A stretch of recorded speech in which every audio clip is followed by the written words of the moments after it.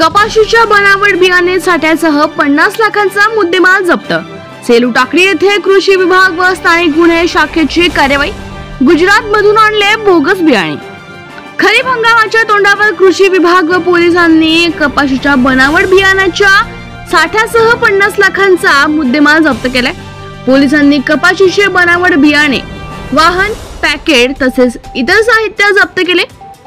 या प्रकरणी सेलू पोलीस ठाण्यात गुन्हा दाखल करत एकास अटक करण्यात आली।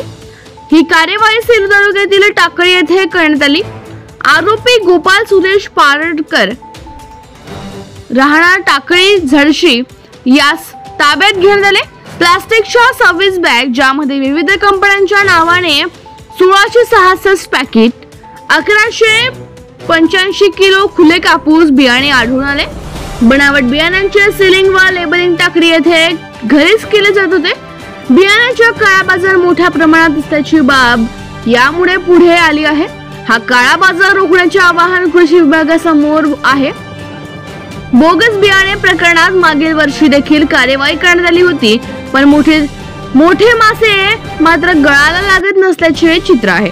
स्थानिक गुन्हे शाखेचे पथक सेलू पोलीस ठाण्याच्या हद्दीत गस्त झाले होते। पोलिसांना मिळालेल्या गोपनीय माहितीवरून सेलू येथील एका फ्लॅट मध्ये टीन शेडने तयार केलेला गोदामात छापा घातला। तेथे एक इसम त्याच्या ताब्यातील कार मध्ये बनावट कपाशी बियाणाच्या पिशव्या भरताना रंगेहात मिळून आला।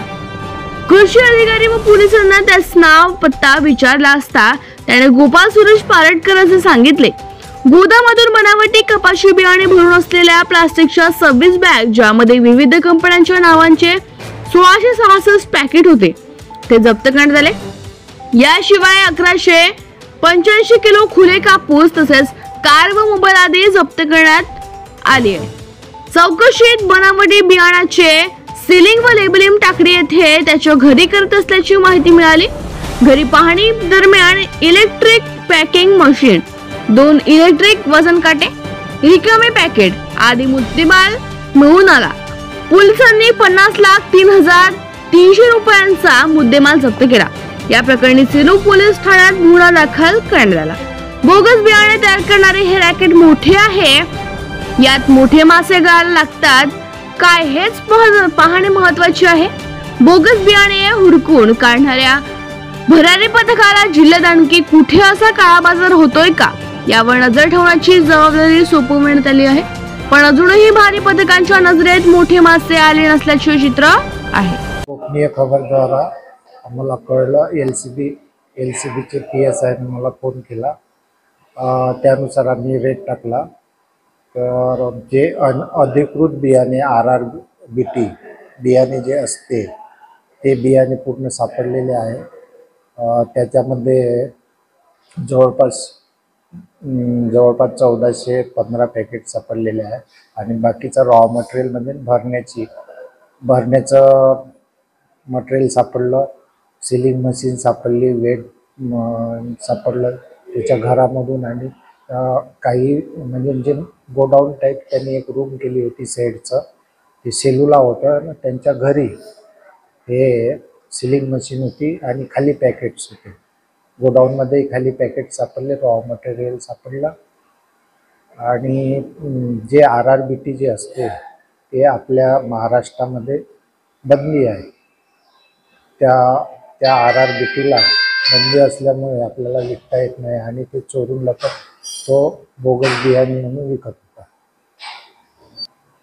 हा सुद्धा भरारी पथक नेमले आहे आपण, पूर्ण जिल्हा स्तरावर आहे, तालुका स्तरावर आहे।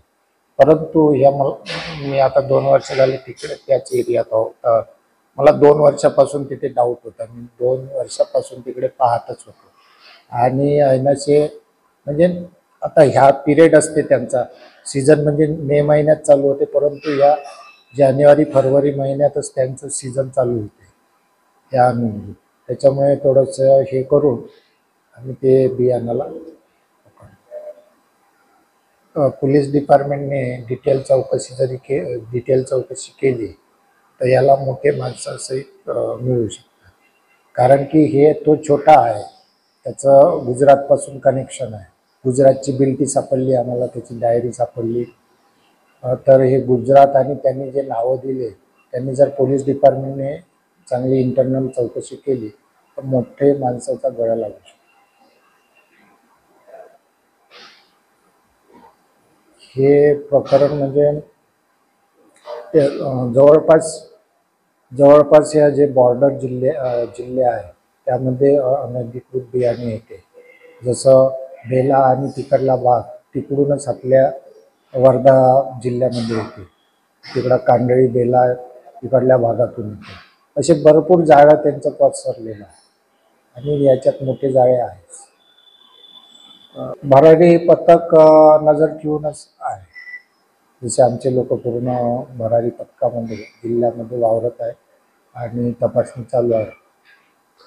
परंतु भरारी पथक म्हणजे हे अनधिकृत राहते, त्याच्यामुळे या भरारी पथकाची हे 100% कारवाई दुकानामध्ये होते. त्याच्या दुकानदाराची कारवाई तर करायला नसतेच वर्धा जिल्ह्यात.